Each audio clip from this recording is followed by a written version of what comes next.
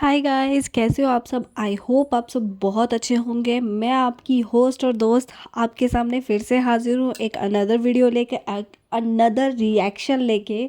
Guys, YT पे controversy थमने का नाम ही नहीं ले रही है। एक के बाद एक कंट्रोवर्सी चलती ही जा रही है। कभी तो सचिन, मनीषा और नेहा की कंट्रोवर्सी, वहाँ दूसरी तरफ सपना की कंट्रोवर्सी। तो ये चीज़ें कहीं थमने का नाम ही नहीं ले रही है। बट आज का जो स्नैपी गर्ल सपना का वीडियो आया है, बहुत ही ज़्यादा शॉकिंग वीडियो था। मेरे सुनते ही रोंगटे खड़े हो गए। और इस चीज़ के मैं भी बहुत ज़्यादा खिलाफ़ हूँ, क्योंकि हम खुद एक लड़की है और दूसरी लड़की के साथ जब गलत होता है ना, तो बाय गॉड मैं बता नहीं सकती, इतना खून खौल जाता है ना कि बस मन करता है पकड़ के ऐसे इंसान को पटक दो कहीं ऐसी जगह कि वो दोबारा इस दुनिया में दिखाई ही ना दे।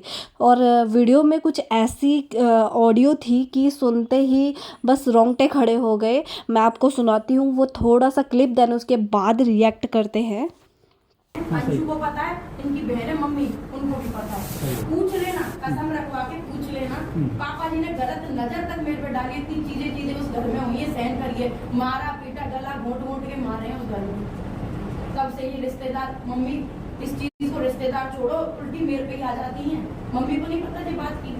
तो दोस्तों, पूरी ऑडियो क्लिप में आपने सुन ही लिया होगा सपना कैसे बोल रही है कि मेरे ससुर मुझ पे गंदी नज़रें डालते थे। ये ऑडियो तब की है जब सपना के मौसा ससुर जी और अंशु के पापा सपना के पास गए थे और वहाँ पे उनकी काफ़ी सारी बातचीत हुई थी। तब की ऑडियो है और तब की सपना ने ये प्रूफ के लिए रिकॉर्डिंग करके रखी थी।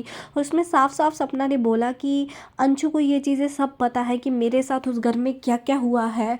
मेरे ससुर जब भी ड्रिंक करके आते थे और मुझ पे गंदी नज़रें डालते थे। और ये अब की बात नहीं है, ये पहले की बात है जब राजीव जी जिंदा थे। और उस टाइम पे राजीव ने भी मेरा साथ दिया था और पापा जी और मम्मी को बहुत खूब सुनाया था। तो ये सारी चीज़ें सपना के साथ हुई थी उस घर में। मैं ये चीज़ मतलब सोच के बहुत ज़्यादा घिन आती है कि पहले तो फॉरेन कंट्रीज़ में चलता था, रिश्ते नाते, भाई बहन, माता पिता, इन चीज़ों को कोई अहमियत नहीं होती थी। वहाँ पे चलता था, कहते थे फॉरेन कंट्रीज़ है। बट हमारे इंडिया में, हमारे कल्चर में, हमारी संस्कृति में रिश्ते नाते, भाई बहन, ये चीज़ें बहुत ज़्यादा मायने रखती थी। बट आज मैं ये चीज़ें जब सोशल मीडिया पे सुनती हूँ, देखती हूँ, तो बहुत ज़्यादा घिन आती है कि हम आने वाली जनरेशन को क्या शिक्षा देंगे और उनको क्या दिखाएंगे कि क्या चल रहा है सोशल मीडिया पे। हम सोशल मीडिया पे आते थे एंटरटेनमेंट के लिए और अब ये सारी चीज़ें देखने को मिलती है। एक ससुर पिता के समान अपनी बेटी को अपने घर पे जैसे इज़्ज़त होती है, वैसे ही बहू भी एक बेटी के समान ही होती है। उसकी इज़्ज़त भी करना उतना ही ज़रूरी है जितना अपनी बेटी की करते हैं। पर खैर, यहाँ पे तो बात अंशु पे भी आती है कि वो अंशु पे भी गलत नज़रें डालते थे। तो आपने पूरी वीडियो में सुन ही लिया होगा। और रही बात अंशु की, अंशु ने भी उस टाइम पे सपना का खूब साथ दिया। बट आज के टाइम में अंशु का पूरा अलग ही डिफरेंट फेस सामने नज़र आ रहा है, जिस पे सपना ने सामने कह दिया कि तुम मेरा साथ बेशक मत दो, कोई ज़रूरत नहीं है अंशु, बट तुम एक लड़की हो तो प्लीज़ वो बातें ज़रूर बताना सबको कि उस घर में मेरे साथ क्या हुआ था और तुम्हारे साथ भी क्या हुआ था। बीइंग अ गर्ल तुम्हें सच्चाई सामने लानी चाहिए। तो मेरी अंशु से बस एक ही गुजारिश है कि भाई इन सब चीज़ों से दूर रहो। बट हाँ, अगर ये बात सच है तो खुल के सामने आना चाहिए, क्योंकि एक लड़की ही लड़की का साथ दे सकती है। और ये चीज़ जब खुल के सामने आई है तो बहुत ही ज़्यादा शर्मनाक हकीकत सामने नज़र आई है कि सपना के साथ उस घर में क्या क्या हुआ है। तो मैं तो यही कहती हूँ कि सपना उस घर से आ गई, बहुत अच्छी बात है। आज उसने खुद का स्टैंड लिया है, उसके साथ दो बच्चियाँ हैं, कल को वो उन बच्चियों का स्टैंड भी ले पाएगी। आज वो खुद का ही स्टैंड नहीं ले पा रही है तो कल को उन बच्चियों को कैसे फ्यूचर में आगे लेके जाएगी। तो जो हुआ जैसे हुआ बहुत सही हुआ और ये चीज़ सामने आ गई सबके, बहुत अच्छा हुआ। क्योंकि हर कोई सपना को डबल फेस कह रहा है, सपना ऐसी है वैसी है, क्योंकि ये चीज़ें अगर सपना उस टाइम पे सामने ले आती देती तो बेटर रहता।